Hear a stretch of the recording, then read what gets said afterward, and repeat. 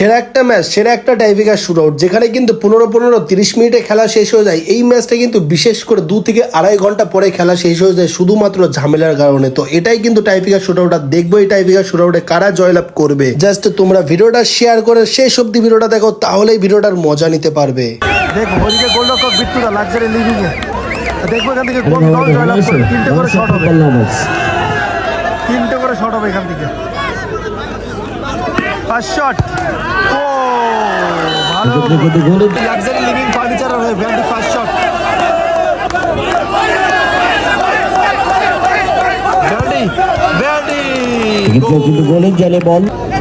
ওখান থেকে কিন্তু বিট্টুদার বদলে লাক্সারি লিভিং এর জুয়েল, ভালো গোল, ওখান থেকে জুয়েল। দেখবো এখান থেকে, এর আগে কিন্তু বিট্টুদার বদলে গোলরক্ষক ছিল জুয়েল। 2 নম্বর shot luxury living furniture, Jewel. ওইদিকে জুয়েল কিন্তু আবারও সেই গোলরক্ষক ভূমিকার পালন করতে এসছে। দেখবো ওখান থেকে জুয়েল সেভটা করতে পারবে কিনা। জুয়েল এই সাথে কিন্তু বেশ ছিল দিক থেকে চিকুদা, লাস্ট এন্ড ফাইনাল শট। চিকুদা গোলটা করতে পারবে কিনা। চিকুদা रॉकेट রকেট, तुझे किससे कहा तू अनजान बंद करा कर।